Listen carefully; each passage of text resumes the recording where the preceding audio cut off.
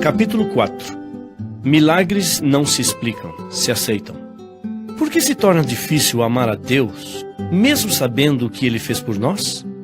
No capítulo 3 de João, achamos a história de um homem que não conseguia amar, apesar de ter abundante conhecimento bíblico. Este homem cumpria aparentemente todas as normas. Esforçava-se cada dia para ser um bom membro de igreja. Tinha até um cargo de liderança, mas não era feliz. Experimentava uma sensação de vazio na alma. Faltava em sua vida alguma coisa. O pior de tudo era que nem ele próprio sabia definir o que. É possível que Nicodemos costumasse ficar acordado até altas horas da noite, sem conseguir dormir. Muitas vezes, deitado na cama, talvez se perguntasse: meu Deus, o que está faltando? Devolvo meus dízimos, guardo o sábado, faço o trabalho missionário, canto no coral da igreja, sou professor da escola sabatina, mas sinto que alguma coisa está errada dentro de mim. Tenho a impressão de que nada adianta todo o meu esforço. O que está acontecendo comigo? Foi talvez numa daquelas noites que se levantou e procurou Jesus. Sabia onde achá-lo. Estudava as profecias e tudo apontava Cristo como o Messias que havia de vir. Seu problema não era falta de conhecimento. A tragédia de Nicodemos jazia no fato de nunca ter tido um encontro pessoal com Cristo. Amparado pelas sombras da noite, dirigiu-se aonde Jesus estava. No fundo, tinha vergonha que os outros o vissem procurando ajuda. Afinal, ele era um líder da igreja. Os homens supõem que líderes devem ajudar e não pedir ajuda. Vocês percebem o drama daquele homem?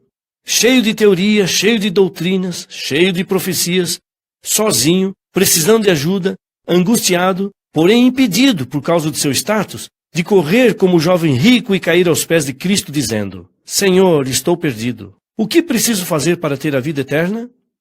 Não foi difícil para Nicodemos achar Jesus. Cristo estava no Monte das Oliveiras esperando com os braços abertos. Seus olhares se encontraram. Era o encontro da paz e o desespero, da calma e da angústia, da plenitude e do vazio, da certeza e da incerteza. Aqueles olhos de Cristo olhavam na alma, perscrutavam o coração, irradiavam amor, paz e perdão. Nicodemos tentou abrir o coração, contar suas tristezas, falar de seus fracassos, da confusão toda que o inquietava, mas não conseguiu. Seu orgulho falou mais alto. Rabi, disse, bem sabemos que és mestre vindo de Deus, porque ninguém pode fazer estes sinais que tu fazes se Deus não estiver com ele. Tenho a impressão que na realidade ele quis dizer: eu te reconheço como mestre, e vim falar contigo de mestre para mestre. Vamos estudar um pouco as profecias que se relacionam com as coisas que tu fazes. Jesus fixou os olhos em Nicodemos e viu através deles uma alma angustiada. Não era de profecias que ele estava precisando, nem de teologia, nem de doutrinas. Às vezes, nós, os humanos, vivemos preocupados em procurar o conhecimento teológico, quando na realidade a nossa necessidade é outra. Nicodemos, disse Cristo, você precisa nascer de novo. Você precisa ser convertido. Este é o seu problema, e enquanto você não experimentar o novo nascimento, não adianta estar na igreja nem conhecer a doutrina, nem ter um cargo de liderança. Nada substitui a experiência da conversão. Aquela declaração foi como uma bofetada no rosto de Nicodemos. Como pode o homem nascer de novo sendo velho? Pode porventura retornar ao ventre materno? Perguntou ele, simulando não entender. E Cristo, com um ar de tristeza nos olhos: pare com isso, meu filho. Você entendeu perfeitamente o que eu quis dizer. Estou falando de conversão, porque este é o ponto de partida de uma vida feliz. Você vive angustiado e triste porque sua cabeça está cheia só de doutrinas, leis, normas e regulamentos. Você se sente frustrado porque sempre tentou fazer as coisas da maneira certa e nunca conseguiu. Hoje, querido filho, quero transformar seu ser completamente. E você, em lugar de aceitar, tenta se esconder atrás do preconceito e da ironia? A história de Nicodemos fica sem conclusão no capítulo 3 de João, porque aquela noite ele não aceitou o convite de Cristo. Era duro demais reconhecer que ele, Nicodemos, o teólogo, o líder, o bom membro de igreja, não fosse convertido. Retirou-se triste e frustrado como veio. Você acreditaria se eu dissesse que o problema de Nicodemos é também o nosso? Corremos talvez hoje o risco de pensar que, porque estamos na igreja, batizados, estamos convertidos. Mas não é sempre assim. Não podemos confundir conversão com convicção. Ambas as palavras soam parecidas, mas têm significados completamente diferentes. A primeira tem que ver com o coração e a vida. A segunda limita-se apenas ao que vai na cabeça. Um dia desses, alguém nos deu uma série de estudos bíblicos. Aceitamos a doutrina do sábado, da lei, do dízimo, do espírito de profecia, do santuário e finalmente decidimos nos batizar. Ao sair do tanque batismal, pensamos, agora estou convertido. Mas talvez não seja assim. Estamos convencidos da doutrina, com certeza. Mas estar convencido não significa estar convertido. E aí começa a confusão toda. Passamos pela vida como Nicodemos, cheios de teoria e de doutrina, muitas vezes sabendo tudo isso desde a meninice, porque nascemos num lar cristão. Mas vivemos com essa permanente sensação de vazio, de impotência, de fracasso. Queremos amar Deus e não conseguimos. Por quê? Vamos tentar entender melhor este assunto da conversão. Para isso, temos que remontar novamente ao Éden. Lá encontraremos Adão e Eva, recém-saídos das mãos do Criador. Eles eram seres perfeitos, tinham sido criados assim, sem propensão para o pecado, com capacidade de obedecer. Eles se deleitavam na obediência. Obedecer era para eles tão fácil como para você é respirar. Não precisavam se esforçar para isso. Tinham uma natureza perfeita. O problema começou quando eles pecaram, porque nesse instante eles perderam sua natureza perfeita e adquiriram uma natureza estranha, incapaz de obedecer e que se deleita nas coisas erradas da vida. Chamaremos a isso de natureza pecaminosa. Agora, com essa natureza pecaminosa, o homem não consegue mais obedecer. Agora, o que para ele é simples como respirar é a desobediência e o pecado. Infelizmente, essa natureza pecaminosa foi passando de pai para filho até o dia que nós viemos a este mundo. O dia que nascemos, nascemos com essa natureza, e com ela é impossível obedecer. É isso que a Bíblia diz. Pode acaso o etíope mudar a sua pele ou o leopardo as suas manchas? Então podereis fazer o bem, estando acostumados a fazer o mal. Enganoso é o coração, mais do que todas as coisas, e desesperadamente corrupto. Quem o conhecerá? Porque do coração procedem maus desígnios, homicídios, adultérios, prostituição, furtos, falsos testemunhos, blasfêmias. Pastor, você deve estar se perguntando, isso quer dizer que eu nunca conseguirei obedecer? Do jeito que você nasceu, eu respondo, com essa natureza que recebeu de seus pais? Não. Foi isto o que Cristo quis dizer a Nicodemos quando falou, se alguém não nascer de novo, não pode ver o reino de Deus. George Vandeman, em seu livrinho How to Live with a Tiger, Como Viver com um Tigre, apresenta uma interessante ilustração. Suponhamos, disse ele, que um dia um lobo comece a observar a vida das ovelhas e depois de um certo tempo chegue à conclusão de que o melhor modo de vida é a vida das ovelhas e decida juntar-se a elas. Para isso, coloca uma pele de ovelha em cima e passa a conviver com as ovelhas. Como você acha que ele se sentirá quando chegar a hora de comer e as ovelhas comerem com prazer o capim verde? Você acha que ele se deleitará comendo capim? Suponhamos também que ele seja um lobo honesto e não queira voltar atrás na decisão que tomou. Você acha que 5 ou 10 anos depois ele finalmente aprenderá a gostar de capim? Não, claro que não. Porque ele é lobo, com paladar de lobo e com natureza de lobo. Continuemos imaginando a vida do lobo em meio às ovelhas. A princípio, talvez ele se esforce para viver exatamente como as ovelhas vivem, embora tudo isso seja contrário à sua natureza. Mas o tempo vai passando, o entusiasmo da decisão que tomou vai diminuindo e, finalmente, depois de 1 ou 2 anos, não consegue mais ficar amarrado a um tipo de vida alheio à sua natureza. Aí, um dia, enquanto as ovelhas dormem, ele se levanta em silêncio e vai embora. Longe do rebanho, tira a pele de ovelha e vive como lobo, come como lobo. Enfim, faz tudo o que os lobos fazem. Depois de ter dado rédea solta a seus instintos e gostos de lobo, ele retorna. Coloca novamente a pele de ovelha e no sábado está com as ovelhas como se nada tivesse acontecido. Nada? Aconteceu sim.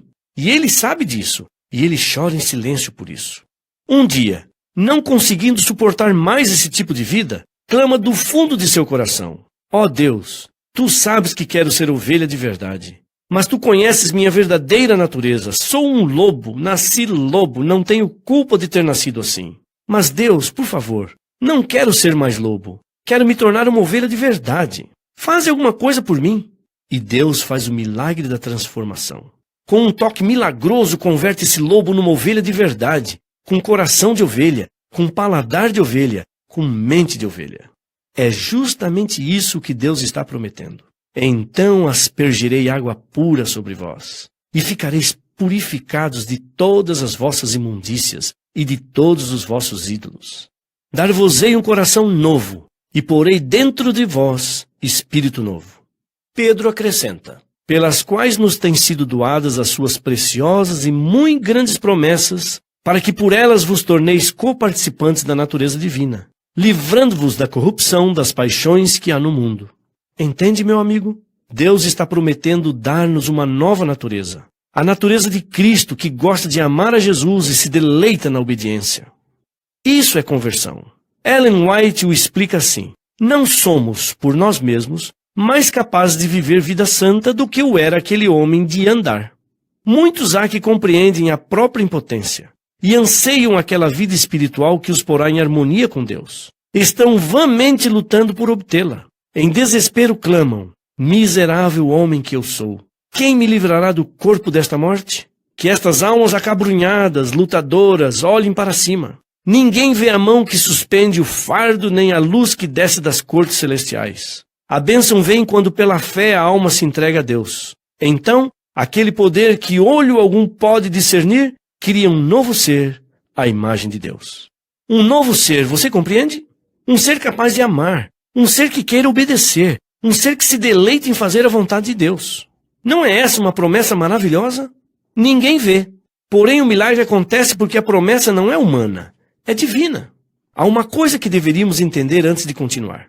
É que nem todas as conversões são iguais. Algumas acontecem num instante. Um homem pode ser transformado em 2 segundos. Mas outras vezes esse processo é gradual e leva tempo. Algumas conversões são acompanhadas por uma grande emoção, outras não. Isto não significa que a primeira seja necessariamente mais autêntica do que a segunda. Alguns cristãos podem lembrar o momento exato de sua conversão. Outros não podem fazê-lo. Saulo de Tarso caiu do cavalo e foi convertido. Mas não pense que todas as pessoas devem cair do cavalo para ser convertidas. O que realmente importa é que a mudança de natureza aconteça. A transformação é uma realidade. De repente, o lobo vira uma ovelha genuína. Desenvolvi o primeiro ano de meu ministério numa favela na capital de meu país. Era um morro habitado por gente necessitada e carente em sua maioria. Mas aquele lugar tornou-se cenário de conversões maravilhosas que o Espírito de Deus operou. Certo dia, andando pelos estreitos caminhos daquele morro, fui surpreendido por um cachorro que começou a latir. Inexperiente, cometi a imprudência de correr. E em poucos segundos não era só um, mas um bando de cachorros que corria atrás de mim. Assustado, tive que empurrar a porta de uma casa e me esconder dos cães enfurecidos. Mas quando percebi onde estava, teria preferido que os cachorros me pegassem lá fora. Era um quarto escuro e pouco ventilado, iluminado por 2 velas grandes no centro de uma mesa. Havia um cheiro horrível. Em cima da mesa podia-se ver uma pequena montanha de cinza de cigarro e folhas de coca. Em torno da mesa, mulheres bêbadas e no chão, garrafas vazias de bebidas alcoólicas. Em fração de segundos, me vi rodeado pelas mulheres. Pedi desculpas. Expliquei que tinha entrado por causa dos cachorros, mas de nada adiantou a cortesia e as boas maneiras. Tive que ser, de certo modo, mal educado e à força consegui sair. Alguns dias depois, uma daquelas mulheres abordou-me na rua. Foi você que entrou em casa outro dia perseguido pelos cachorros? Sim, disse. E pedi desculpas mais uma vez. Desculpas? Surpreendeu-se. Não, senhor. Acho que nós é que temos que nos desculpar. Expliquei para ela que era pastor e que estava pregando todas as noites no salão na parte alta do morro e convidei-a para assistir às nossas conferências. Aquela noite, para minha surpresa, ela esteve lá. Tinha bebido bastante e dormiu durante a pregação. A noite seguinte retornou, e também a outra, sempre bêbada. Dormia enquanto eu falava. Um dia ela me procurou. Pastor, disse angustiada e cheirando a álcool. Preciso falar com o senhor. Minha vida é uma tragédia. O senhor pode pensar que eu não entendo nada do que fala porque sempre estou bêbada. Mas infelizmente, entendo tudo, pastor, e estou desesperada. Olhei para ela com simpatia. Era fácil ver no rosto, nos olhos, nas lágrimas que resistiam em sair, a tragédia de uma vida sem Cristo. Ela era uma alcoólatra inveterada. Pastor, continuou, eu tive uma família bonita, um marido honesto e trabalhador e filhos maravilhosos. Não vivíamos na abundância, mas nunca faltou o pão de cada dia, até que fiquei viciada na bebida. Não sei como aconteceu. Cheguei a um ponto em que a bebida era o mais importante em minha vida. Às vezes, meu marido chegava à noite cansado de trabalhar e me achava bêbada. Os filhos com fome e abandonados. Esse foi o início da desgraça. Ele começou a me bater, mas nem por isso eu parava de beber. A vida em casa tornou-se insuportável. Um dia, enquanto ele estava no trabalho, tive a coragem de pegar minhas roupas e abandonar o lar, o marido e os filhos, o menor dos quais tinha apenas 2 anos. Aí, vim morar neste morro, onde para sobreviver me entreguei a uma vida de promiscuidade e abandono. Doía muito ver como o pecado arruína completamente a vida de uma pessoa e a leva muitas vezes a cometer coisas que a própria pessoa não entende depois. Todo este tempo em que estive assistindo às conferências, seguiu falando a mulher, tenho sentido que minha vida não pode continuar assim. Tenho que parar de beber. Mas, pastor, quando estou lúcida, lembro de meus filhos, de meu marido e a angústia toma conta de mim. Então, para esquecer, torno a beber. E assim minha vida entrou num círculo vicioso. A promessa de Deus é que Ele nos libertará das concupiscências deste mundo. Ele nos manterá sem queda. Ele nos dará uma nova natureza. Ele transformará o nosso ser. E foi isso que aconteceu com aquela mulher. Desde o fundo do poço de desespero e culpabilidade, desde as profundezas das sombras de miséria e angústia, ela clamou a Deus. Ó Senhor, transforma meu ser, muda o rumo de minha vida, liberta-me da escravidão do vício que me domina, dá-me uma nova natureza. E Deus ouviu-a. Ninguém viu, mas o poder de Deus criou uma nova criatura. Ela largou a bebida, mas passou a conviver com a tristeza do abandono do marido e dos filhos. Era uma realidade lacerante, feria as carnes e fazia sangrar o coração. Doía vê-la sofrendo, e foi por isso que procurei o marido. Homem bom aquele, levantava-se toda manhã de madrugada, preparava comida para os filhos e rumava para o trabalho. O garoto mais velho de 12 anos esquentava depois os alimentos para os irmãos mais novos. O homem retornava para casa à noite, cansado, e ainda tinha que arrumar a casa e lavar a roupa. Era uma vida sacrificada. Foi difícil falar alguma coisa vendo um quadro semelhante. Finalmente, após algumas visitas, disse para ele que vinha em nome da esposa. Ele mudou de atitude. Quase cuspindo fogo pelos olhos, disse: não me fale dessa mulher. Ela arruinou minha vida e a vida de meus filhos. Aliás, ela acabou com a nossa vida porque o que nós vivemos hoje não é mais vida. Os dias foram passando e com o tempo tornamo-nos amigos. Falei para ele que a esposa que o abandonara tinha morrido, que hoje aquela era outra mulher que não bebia mais e que sofria por ter abandonado a família. Ah, o Espírito de Deus consegue coisas que para o homem são impossíveis. Meses depois, ele aceitou ver a esposa. Marcamos um encontro. Aquela noite orei a Deus e pedi que fizesse mais um milagre na vida dessa mulher, que tocasse o coração daquele homem, que reconstruísse aquele lar desfeito pelo pecado. Sabe, existem momentos que marcam a vida para sempre. Aquele foi um desses momentos na minha vida. Lá estava o marido, rodeado dos filhos. A mulher aproximou-se e caiu aos pés deles. Perdoe-me, disse ela chorando. Perdoe-me, eu não mereço, mas por favor me perdoem. Já perdi todos os direitos que tinha, não sou ninguém, apenas quero que me permitam cuidar de vocês. Serei uma serva, nunca reclamarei de nada. Só quero ficar perto e cuidar de vocês e fazer tudo o que deixei de fazer. Foram momentos dramáticos e emotivos. No silêncio do coração continuei orando. De repente o homem levantou a mulher e perguntou: você não bebe mais? Não, há meses que Cristo tirou a bebida de mim. É inacreditável, completou o marido emocionado. Quando o pastor falou que você não bebia mais, eu não acreditei. Quis conferir com meus próprios olhos, mas é verdade. Você não bebe mais. Você diz que foi Cristo que tirou a bebida de você? Então eu quero conhecer o Cristo que foi capaz de fazer esse milagre. A estas alturas, dei meia volta e, escondendo 2 lágrimas, retirei-me do lugar. Meses depois, tive a alegria de ver batizados aquele homem, sua mulher e o filho mais velho de 12 anos. Como Deus transforma? Não sei, mas eu sei que Ele é capaz de mudar. Ao longo de meu ministério tenho visto muitas vidas transformadas. Marginais, jovens viciados em drogas, bêbados, homens e mulheres que pareciam não ter mais esperança de recuperação. E se Deus foi capaz de transformar todos eles, não poderá também transformar nosso ser? Pastor, você dirá, eu não sou como aqueles homens. Eu sei disso. Mas Nicodemos também não era assim. E Cristo disse para ele: você tem que nascer de novo. Você precisa que eu mude sua vida. Você precisa de uma nova natureza. E Nicodemos achou que, porque conhecia bem a doutrina, já tinha sido convertido e achou que aquela declaração de Cristo era uma ofensa para ele, e foi embora. Durante 3 anos, continuou vivendo em meio à igreja e carregando aquele sentimento de que alguma coisa estava errada com ele. Continuou assistindo aos cultos, desempenhando suas responsabilidades de liderança, mas vazio e triste por dentro. Até que um dia os judeus prenderam Jesus e o levaram ao topo da montanha do Calvário. Aí, seu corpo foi levantado. Embaixo, entre a multidão, estava Nicodemos, tremendo. E ao ver a silhueta de Cristo se projetar no horizonte, lembrou a noite de 3 anos atrás, quando Jesus disse: assim como Moisés levantou a serpente no deserto, é necessário que o Filho do Homem seja levantado para que todo aquele que nele crê não pereça, mas tenha vida eterna. Nicodemos não conseguia resistir mais. Eu imagino que se aproximou da cruz. Talvez o olhar agonizante de Cristo tivesse alcançado lá embaixo, e é possível que Nicodemos clamasse: por favor, Jesus, não vá embora, não sem transformar meu ser. Dá-me a nova natureza de que falou aquela noite. E o clamor de Nicodemos foi ouvido. Cristo transformou seu ser.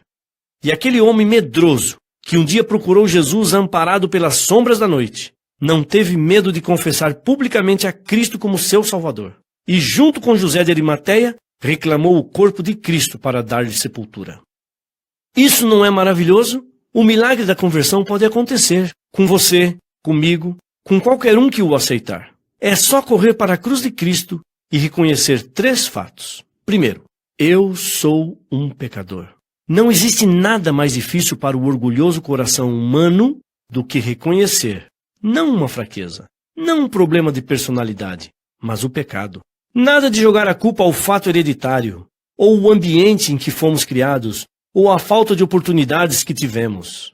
Temos que correr a Cristo e clamar: Senhor, ajuda-me. Sou um pecador. Sou o único responsável, não tenho explicação, apenas quero ser perdoado. Em segundo lugar, doloroso fato: eu não posso. Não adianta querer ser bom por nossos próprios esforços. A humanidade está ficando louca porque fala de autodisciplina, de energia interna, de força mental. Ela esqueceu de olhar para Cristo e está olhando para dentro de si em busca de solução e só acha fracasso e frustração. Nada disso. Olhemos para Cristo e falemos: ó Senhor, já tentei de tudo e não consegui. Carrego dentro de mim uma natureza estranha que me leva para o pecado. Por favor, ajuda-me porque eu não posso. E agora o fato mais extraordinário: Deus pode. Sim, meu amigo, Ele pode. Olhemos para o alto da montanha e, como Nicodemos, caiamos aos pés da cruz, clamando no silêncio do coração: Deus, por favor, muda o rumo de minha vida, dá-me uma nova natureza. A palavra de Deus disse que o milagre acontecerá. Pode acontecer agora, neste momento, enquanto você ouve estas palavras. Você não está sentindo o Espírito de Deus trabalhando em seu coração. De repente você sente vontade de parar de ouvir este audiolivro. Existe uma coisa que se revolta dentro de você. É a natureza pecaminosa que não gosta das coisas certas. Mas a voz de Deus continua chamando seu coração. Você sente e pergunta: como pode ser isto? Como pode Deus mudar minha vida num segundo? Não sei. Milagres não têm explicação e a conversão é um milagre. Eu não posso explicar como a água pura e simples, pelo toque maravilhoso de Cristo, 1 segundo depois era vinho de primeira qualidade. Nenhum químico do mundo pode explicar. Milagres não se explicam, se aceitam. Como foi possível um cego de nascença viver em escuridão anos e anos, e num segundo depois do toque divino estar enxergando? Oftalmologista nenhum pode explicar isso. Milagres não se explicam, se aceitam. Nesse momento, agora, Deus quer fazer um milagre com você, o milagre da conversão. Estou orando enquanto escrevo as últimas palavras deste capítulo, orando por você sem conhecê-lo, mas com a certeza de que você dirá em seu coração: Senhor, eu aceito o milagre.